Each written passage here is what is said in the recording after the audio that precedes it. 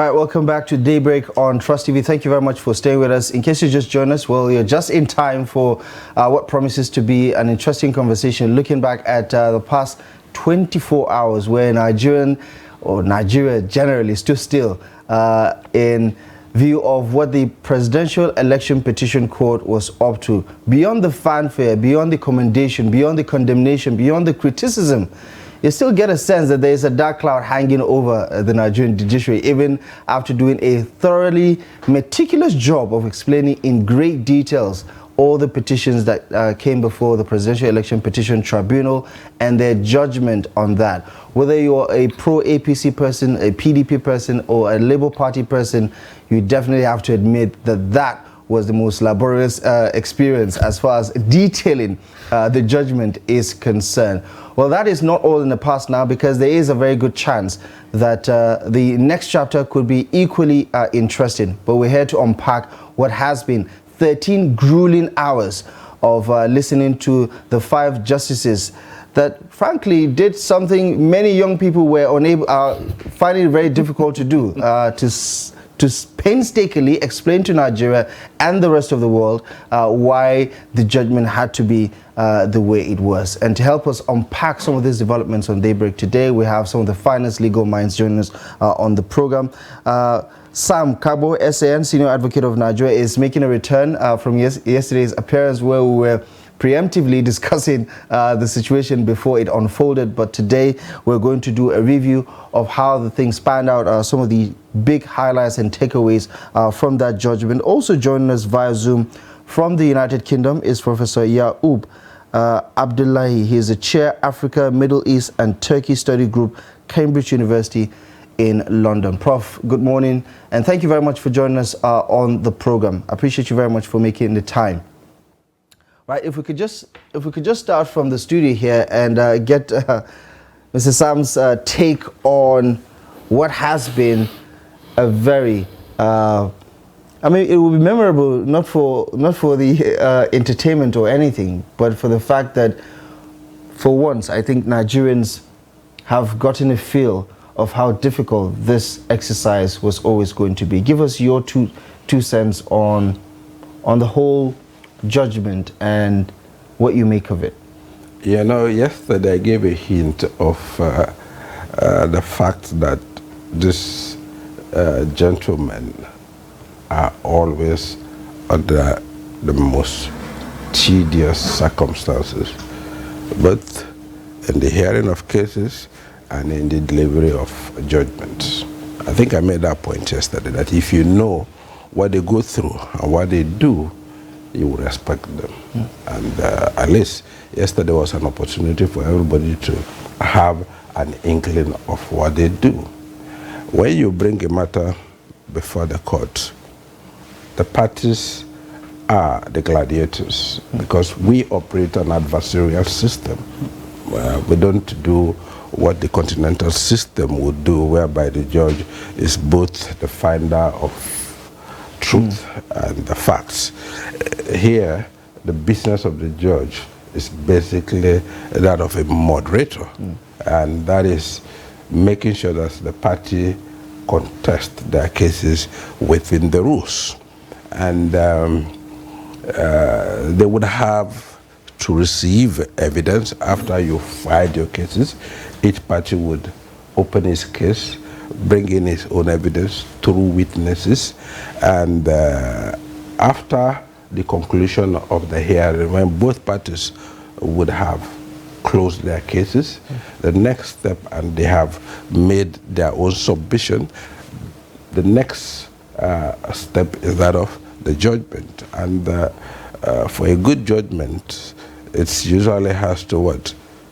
Analyze each party's case, evaluate each party's evidence, and put them against the principles of law, and arrive at a decision. So most of the time, the questions are put before the court that on the basis of this fact, this is what we think is the issue. And that issue is canvassed by both parties. And that is why you hear the court say, I resolve this issue in favor of this party and against this party, because both parties join issues on that, and they all put in their evidence and arguments regarding that very particular issue. And that was what they did yesterday. It was a very tedious thing, but I think they had to do that because of what? The environment in which they operated. What about their position on the judgment? Because you said it was quite analytical, and at some point you almost get the sense that when some of the justices were speaking, they were quite emotional about certain things, especially when they say, things like, the petitioners expected the panel to go in search of evidence for them to make their cases, and I suppose that is coming from a position of frustration. Like, how could you say something like this happened, but then you don't bring evidence? That's what it is, because like I said, even if the panel members had witnessed some of these infractions or these allegations, and they have what I would call a first-hand knowledge of those allegations, they cannot do anything other than what? Listen to the parties, because what they are prevented from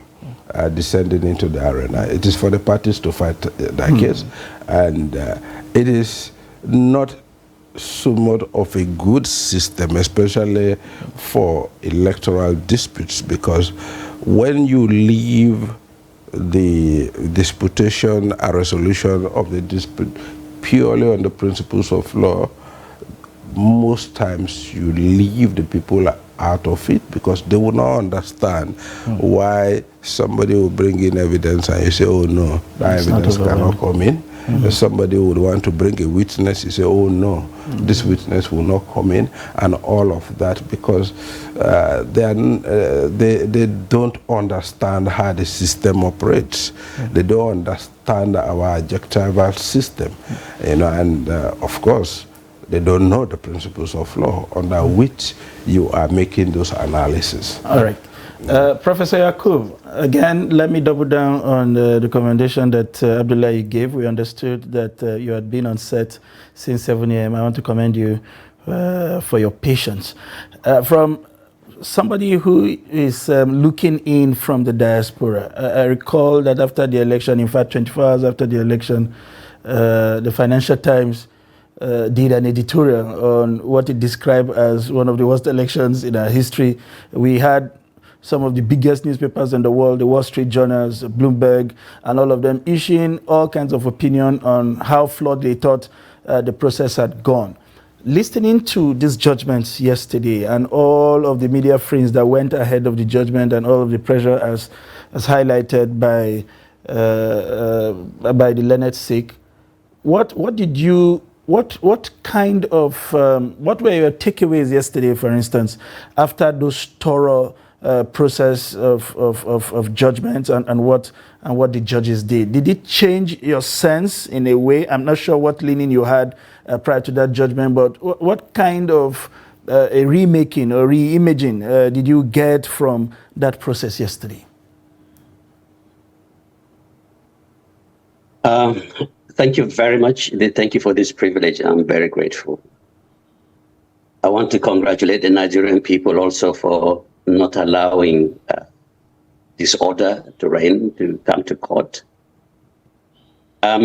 Regarding how we look at things from where we are, I think before I make that mention, let me say this, that the Nigerian election and the arbitration and what happened yesterday at the tribunal, you've seen from the election time, we have moved from what we call a conservative election methodology to more of a social media kind of thing.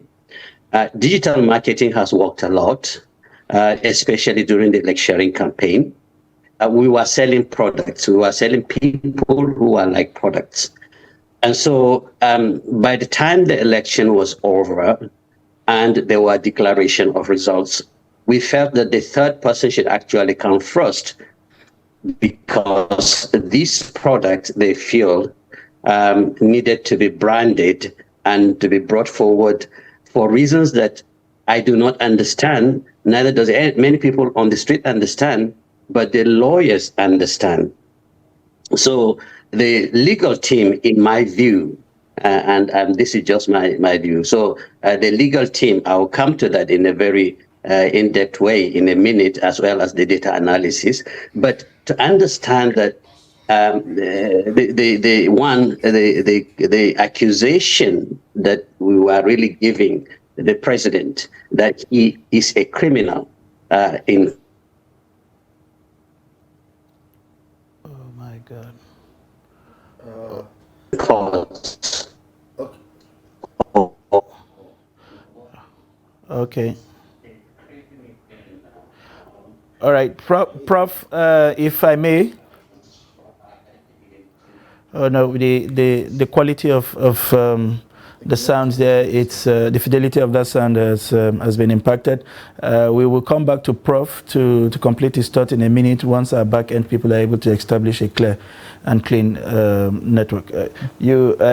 Just to get a peek of the Leonard Six's mind on the impression that Prof was trying to make there with regards to how it does appear that the impact of social media and digital marketing is sought to create a belief system that does not reflect what the realities were on ground, and made it an almost impossible task for people to accept what the outcomes of that verdict were. What are your thoughts on the? I agree with him. You know, the frenzy and fanfare was created by the social media and the participants themselves and the stakeholders themselves. And some of them actually believe absolutely in some of these narratives that were thrown out there after the election. Some of our senior colleagues had taken up the time to throw in some narratives that these people bought. And because of that, you could see how passionate they were.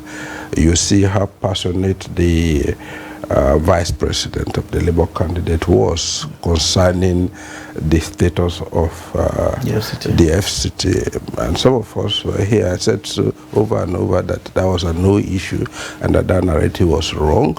But they were able to sell that, and that actually energized them and galvanized them to do what they do. And for whatever they do, it impacts and resonates with their own followers. And that is why you saw the sort of pressure, fanfare, and what would I call the sort of media engineering that was came to play. And I think we would have to live with it, because there is no going back to it. Social media has come to stay, and it's part of our life. What I think we should do is for us to accede to it and develop some mechanisms to contain it and ensure that we are not distracted in our daily endeavors. Okay, I think we do have Professor Yaqub Abdullahi back now. The connection is much better. So, Prof, if you could just circle back to your line of thought and continue with your analysis, please. Okay, thank you. So, because we have taken up this social media,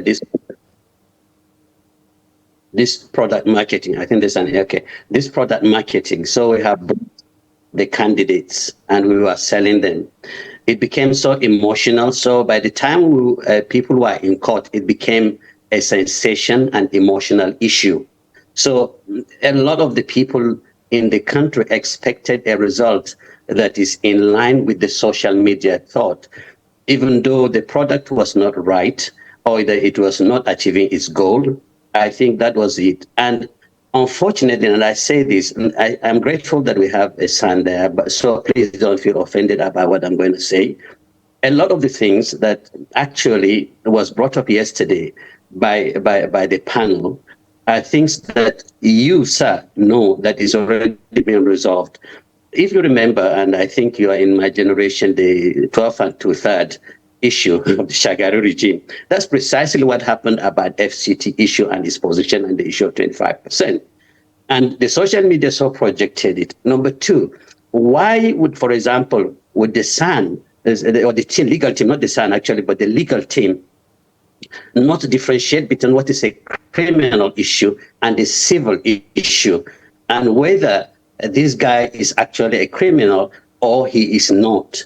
All those issues which have been in the narrative of documentation, all those things, that there are so many other things that that came up yesterday, like the issue of procedure and act, the electoral act, and the issue of the internal procedure for the purposes of election, collation of results, and announcing of those results. So because something has not happened in that particular place, it became a narrative to court without evidence. And the worst one for me from a technology perspective is the data analysis and the sensational assumption that somebody from Amazon was actually giving them, was becoming a witness and giving them the evidence to rely upon, which was basically downloads and copy and paste. So to me, especially in one of the candidates, the legal team, either did not do their thorough job, or they relied on the emotion of the people who are in social media in order to assume that the panel was going to actually go their way. The panel was exceptionally good, totally brilliant, and very detailed. And I'm really proud of the panel. But I just have to say that if going to Supreme Court means that there is no new evidence to be introduced, but whether there was a misjudgment or the lack of proper judgment in the panel, in the tribunal yesterday, then I think the complainants are going to have big problem in the Supreme Court. So I think it is better for us to just lay it off and continue from here and prepare for 2027. But the data analysis was awful, totally awful, and or they were even missing. And the idea that somebody will assume that they are from Amazon and put that out on social media and be used as a truth in court, it beggars belief in a nation that are full of very intelligent and brilliant legal people. So those things really are my concern. So okay. What is the takeaway for me from here? It is that we need to really adopt the social media issue. It is something that will not go like you have said, sir. But the issue is we need to separate what is a sensation, emotional and sensational issue from facts and the facts of law. And if you're going to bring a technical person, bring a person who actually knows their subject and who actually can speak independently and with authority and go through the necessary things. Okay. Lawyers are about procedure. Lawyers are about our process. Interruption. To do right. Pardon the interruption. I think there's some level of consensus on the credibility, integrity, freeness, and fairness of the election itself. I think INEC would be honest enough to say that they didn't get everything they had planned for right, logistically speaking and otherwise. And also, we're talking about the emotions, and one would say Nigerians are right to feel disenchanted, dissatisfied with the entire process, because we saw the reports, we covered some of these developments in Lagos, in Kano. There were irregularities within the election itself. I think the EU EOM's report also alluded to that particular fact, that the electoral umpire did drop the ball on so many occasions as far as the promises it made to Nigerians about electronic transmission of the result, which, by the way, on that said date, February 25th, for the National Assembly election, there was almost a 100% transmission of results via BVAS to the IREF portal, which again, the justices said, at best it is optional as far as INEC has used the BVAS. The electronic transmission itself is not something that the law says is a must. But give me your take on how we can square, this circle by pointing out the frustration of Nigerians vis-a-vis what happened on election day and how the judgment is perceived to be technically correct, but it doesn't also absolve INEC of wrongdoing, for instance, or it doesn't categorically say that no wrong was done. It simply said the evidences are not there. Yeah, first, there is no perfect election, even in Europe. Number two, we are learning as we continue. Number three, it's true that INEC has to accept responsibility of a failure, but also that to me is maturity, but also the fact that we have never had one anyway, that has never been complained of. Some of them are very severe in Nigeria. I was there during the election period. I was there throughout that period, and also from a few weeks after that. I know that also that there are some things that the beavers depends upon, especially network. I was absolutely sure, and I've said this before, that there is no way you can have those things that depends on either GSM or even satellite to work if there is no power, if there is no network, if it is on a GSM basis, it will not just work. So the issue of manual collation will have to happen. And that is where the issues of the issue of transmission of results come in, and why the challenges are. The second issue is the people's mind. I think you basically said it earlier. It's a confrontational thing in Nigeria. Whenever you talk about election, you find these area boys, you find these gangsters and lawbreakers trying to make ground rules for the election to happen, to take place. It does happen until we find a way of dealing, of approaching elections with sense of maturity and tolerance. We will continue to see this kind of problems where people hijack ballot boxes, or they even do some kind of violence that are unacceptable in the civil society. Nigeria needs to move towards civil society, proper civil society of acceptance of truth. And just like even in the US, you still find those kind of challenges, but at least they are settling it in an amicable way. Even in the US, some of them still lose lives in elections. But the issue is we need to move towards civility, and that is the key thing. How do we do that? A sense of justice. How is sense of justice attained? It has to be through the courts. It has to be through what we are trying to do. And it's better now than where it was some years ago. If you look at from 1999, there used to be massive dates when it comes to issues of people losing their lives when it comes to elections. But now we're a lot better. The numbers have come down. I saw what EU wrote, the observers wrote, but they expect that. Have they ever given a positive report?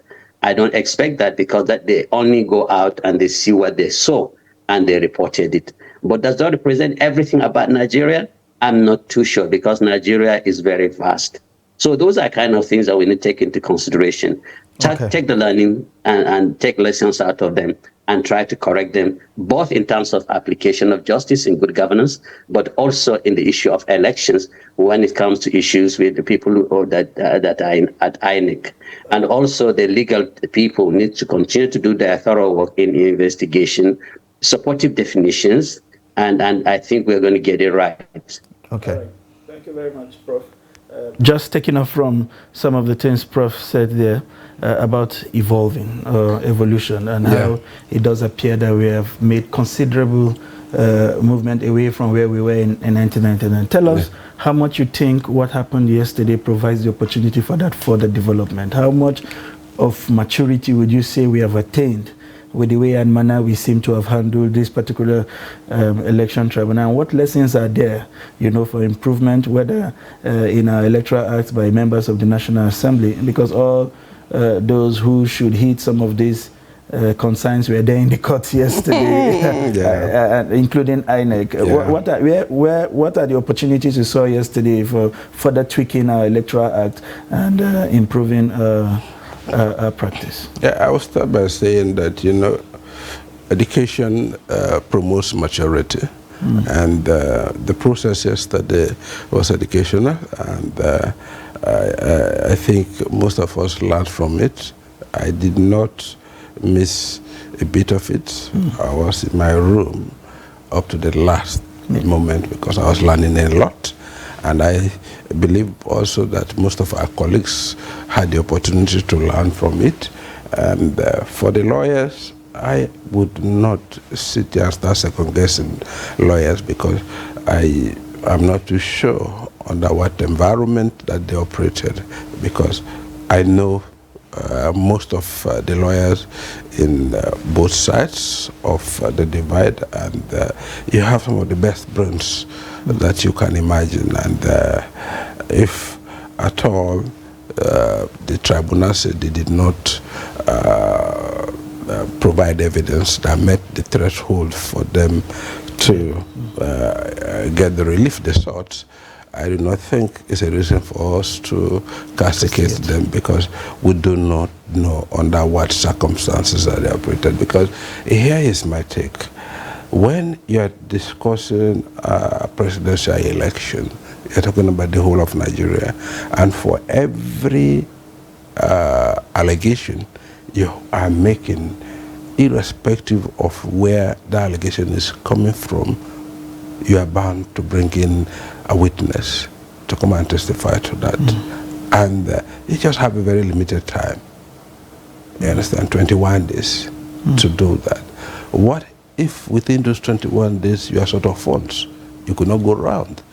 You cannot get the right people who could come in and lend a hand in terms of what?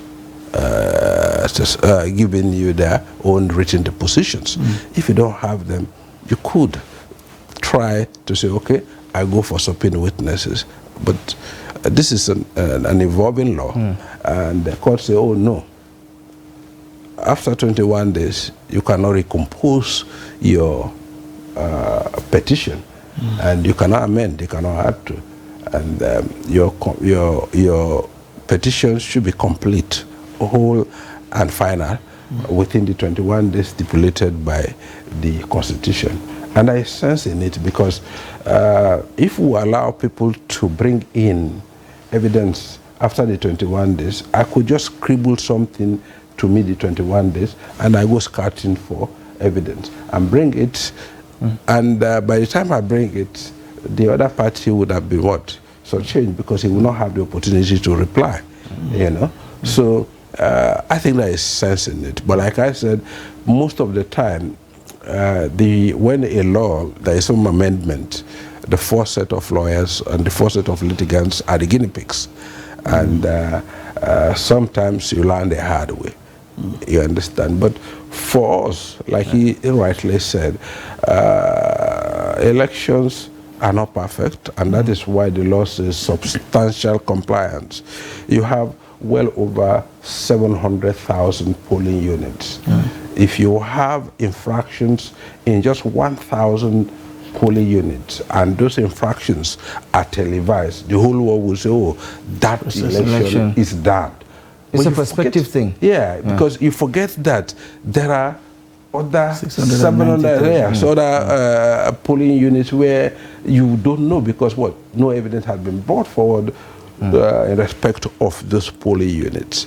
You know, so we, the city people, usually just believe that the world is about us, and that what happens in the city happens everywhere. Reflection of you know, and I would always tell them. Well, I mean, son, a lot of people would say perhaps maybe we're downplaying how bad the situation was, because there were certain locations where it was really violent. Multiple states, whether it's Kano, whether it's in River State, whether it's in Lagos. We've had people threatened, we've had people beaten, we've had people injured, intimidated.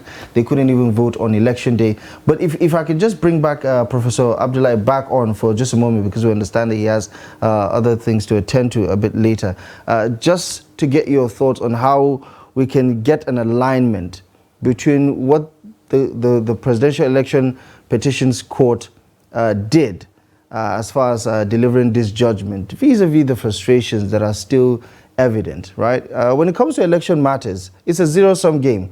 Somebody has to win, somebody has to lose. Unfortunately, we can't expect all parties to be happy about it. The Labour Party and the PDP are already taking the next line of action, which is to leverage on the opportunity of going to the Supreme Court. But what are your thoughts about how we can minimize the gap between what the actual court did and what is going on in the court of public opinion? Because perception really does matter. A lot of Nigerians today feel that that election was mired in a lot of, electoral fraud and so many irregularities. And the courts, pretty much giving their verdict the way they did, are kind of like normalizing it in a way with all these technicalities involved. What are your thoughts about how we can bridge the gap between what Nigerians feel and how the courts have operated on this case? Okay. I think we need to understand how marketing works. Like I said, this is the way I understand it. I'm more of a data person, product, and take it to market. A lot of what has happened in social media, especially for one of our candidates, is they took it, made it sensational on 2 points. One, ethnicity, the other one is religion. Those two things are the things that has whipped up. Whether what happened in Lagos or even in Kano, if you look at it, they are tied to those two things. I think there is a need for us to begin the process of what is that, bringing down the temperature on those two issues. What happens, for example, if the Labour candidate were president of Nigeria? Does it mean every Hausa person will need to go? What happens if the Yoruba man who is now president is there? Does it mean that every Hausa man and every people in the South is go? No, no, no. So we need to really bring down the temperature. That is the first thing. And it is that issue of temperature that has brought us to where we are right now. And it is something that I think good governance will have to approach it. I'm seeing the semblance and the determination, for example, on President Bola Ahmed Tinubu to begin to bring that temperature because of the issue of prejudice, because of the issue of possibility of making sensational and emotional, because religion and ethnicity are emotional issues. They are not things you can kill overnight. So that is the first thing. So the present thing that has what happened yesterday at the tribunal brought out those facts out, that we should not make it sensational, become very emotional, things that are not real in law. So if you're going to take it to the Supreme Court will also look at what is really in law. And that I'm looking at from my own layman's perspective. What are the material things that are in law, that are true, that are right, that can be substantiated, which really, in my view, are not in what I've seen delivered. I've not seen the complete judgment, but in the things that I read, and that truly I was there from 9 in the morning till about 10 at night, including some of the conferences that came after. I was actually listening to every detail. So we need to take that temperature down. If we are able to take the temperature of those two issues down and begin to look at quality, I think the 2027 elections will be a lot better than what we are seeing right now. People are not going to die because of one or two things. They are going to die because we've made it an emotional issue, a sensational issue, and we are taking it to market, and we say that this candidate says that person, this candidate says this tribe or has this religion, and all sorts of things that you can think of. My view is we need, as part of good governance, to begin to bring the temperature down. The temperature needs to be brought down deliberately, and I think that will help us in our political journey going forward. Okay. As far as this judgment is concerned, the truth is, from a layman's perspective, what I had yesterday, I think the two candidates should just basically be patient and allow the sovereignty of God to prevail for 2027. Okay. That is just my real view, because, yeah. Okay. Professor Yakub Abdullahi, Chair, Africa, Middle East and Turkey Study Group at the Cambridge University in United Kingdom. Thank you very much for joining us on Daybreak. We really appreciate the analysis and your point of view on this discussion. Thank you very much for joining us, and do have a good day. Thank you. All right. Very much. I appreciate it. Okay. Well, we're going to further double down on this conversation. We still have Mr. Sam Okabu, SAN, to help us navigate the rest of the issues so far. But one particular issue around the dismissal of some of those arguments in the petition, especially the APM's argument. We're having a chat about it. Talk about the nomination of Vice President Kashim Shettima, because that's what the panel started with, because I think it's a petition with the least amount of prayers as far as the petitions are concerned. So they did talk about how, first of all, there is no evidence to show that he was trying to be a candidate for senatorial district in Borno State and also be a vice president, that both things didn't happen at the same time, right? And then they also did talk about it being a pre-election matter. And now they're statute barred and they cannot agree to it. But a lot of people would, talk about the Supreme Court ruling in 2020 with regards to, I think it was Mr. Leon who, won in Bielsa, and then his deputy was not properly nominated. And that in itself was a case that was forwarded by the PDP, the petition that was filed by the PDP, and eventually Mr. Duri, who is the current governor of Bielsa, won. I know that preceded the 2022 Electoral Act itself, but give us an understanding of what you understand from their position, why, first of all, because as far as the Electoral Act is concerned, the PDP up until that point doesn't have the local standing to take Kashim Shettima to court because they are not a part and parcel of the APC political setup. So they couldn't have taken that matter up to court at that point, pre-election. But afterward, it is still material to their argument that he's not duly qualified, or nominated to be running mate to President Bola Ahmed Tinubu. Help us clarify, this murky waters. It's not murky. Issues of nomination have long been settled. And what do you mean long been settled? The law is very clear. Section 285, 9, 14, all of them are there. They've stated that these are issues you have to ventilate at either the High Court or the Federal High Court within 14 days when you come to the awareness that, this person has defaulted in his nomination and sponsorship of the candidate. But in any case, does it allow someone from one party to take somebody from another party to court? That's the issue of locals. It's not your business. You're a business party. Whatever happens in their party, it's an internal party matter. It is for candidates. Interested parties who are actually affected by it within the party that can espouse those sort of issues. No, you mind your business. But it is their business when it comes to the general election, isn't it? No, it's the issues of nomination and sponsorship of candidates. They come before the election. The Electoral Act and the questions that you are supposed to bring before the tribunal or the Court of Appeal are only 3, right?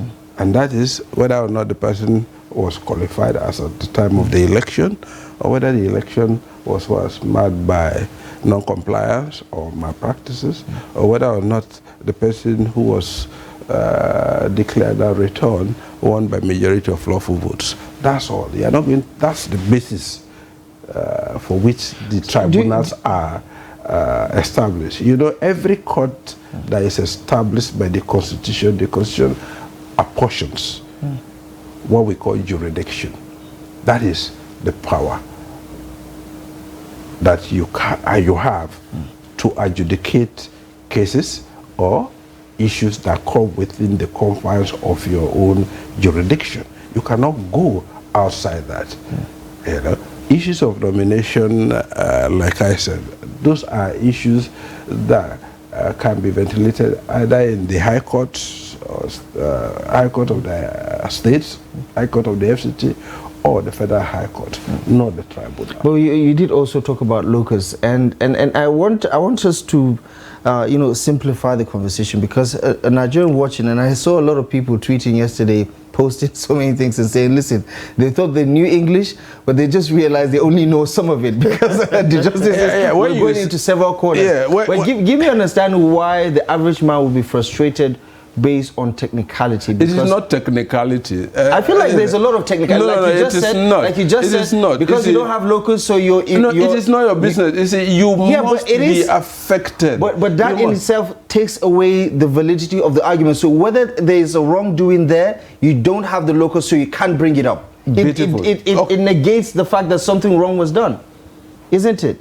Yeah, but there are so many wrongs going on. Yeah, but that's the point. For Nigerians are looking at it with a moral lens. No, it is not right that something wrong was done, but because of technicality, you can't talk about it. If I owe you and I don't pay, he cannot come and ask me questions about that because it's not his business. Yeah, but this is an election, though. Irrespective of what it is, you must be personally affected. Even if the nomination is about a party, okay, it's a party picking its own candidates through their own internal elections, you know, and sponsoring that candidate for an election. What's your business? Yeah, but if they bring John Bull, but okay, if I could just clarify on the question, the Electoral Act does specify you cannot stand for two different positions in one election. At the same time? At the same time. Yeah. Right? Yeah. So the argument of the Allied People's Movement is that the vice president fell short of meeting the requirements. He didn't. But mind you, they went to the merit, not just dismissing it on the basis that it's a pre-election matter and therefore statute bad. They went to merit and found that indeed he had what? Withdrawn his own candidacy for the Senate before he put in his papers for the vice presidency. And in any case, the vice president does not go to the election as such. It is the president who goes to the election. It is when he wins. But in the case of the Bielsa that I just talked about, no, he was basically removed because of the nomination of his deputy. Yeah, the Bielsa was done before the new amendment, not the Electoral Act, the Constitution. The Constitution is very clear this time around about those issues because they were addressing the sort of issues so that you don't get this sort of issue where the people would have chosen their own leader and you come to say, oh no, he did not qualify because of what he did during his nomination. No. So it's been addressed. And that is the reason you have that amendment. And the new law and the new sheriff in town says that if you have any grounds against my own nomination, do that within 14 days when you become aware of the grievance that you want to espouse. Within 14 days. After 14 days, if you've not reacted to it, it's statute bad. All right. That is the law. Okay. Moving on, there had been, the professor said something which seemed to also resonate largely with some of the conversations that I have seen online, was the question of the parties, the complainants, just on the strength of what the judges have done, just say, okay, we are done with this now. Let us look forward to 20, or just concentrate on the business of opposition, which, by the way, is also a very serious business in other climes, save for this place.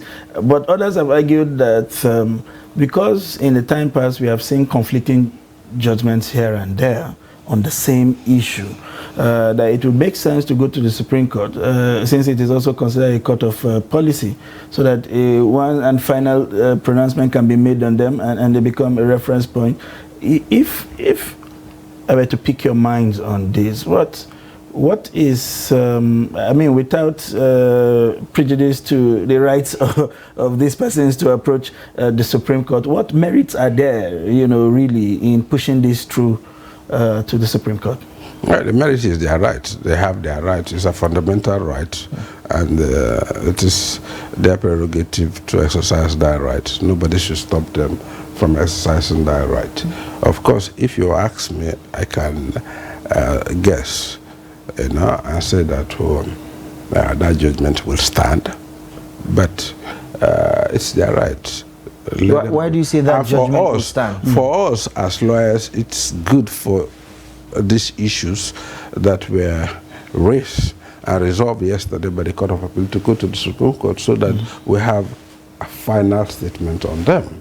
And once the Supreme Court pronounces on them, it becomes the law. So for the development of the law and for the benefit of lawyers, we would rather have them go to the Supreme Court. Let the Supreme Court have the say. You are asking why am I saying that this is my view. I think the Court of Appeal was right in all of its own decisions concerning all of the issues that were raised. they resonate with my views that I have canvassed all over the place. So it's natural for me to say, oh, I think the Supreme Court would upheld that judgment. You see, they made that point yesterday about the hurdles that the Electoral Act has placed on litigants. Forget about those red herrings about qualification. I had said so here over and over that those are no issues.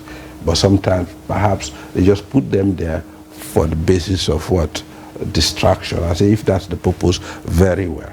You don't think any of the qualification issues no, they are not. Now, they are not. I've said so over and over. They say, I've also had to make some opinion for leaders concerning the same issue with Bagudu in Kebbi. You know, he also had this one, and my boss, they were giving him the impression that, oh, if he supports Atiku would lose because of this. He was convicted. Let's be clear, Atiku Bagudu. Atiku right. Bagudu. Yeah, right. Atiku Bagudu. And I said no, it would not, because that judgment is not a criminal judgment. It's a civil judgment, and therefore it will not amount and meet the threshold of a sentence within the contemplation of the Constitution.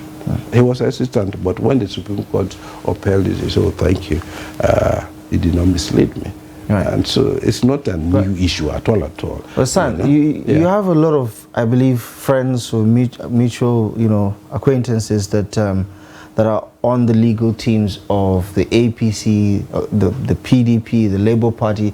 People I believe you respect or you know. Absolutely. That also know their salt, right? They know their worth. They know the stuff. Definitely.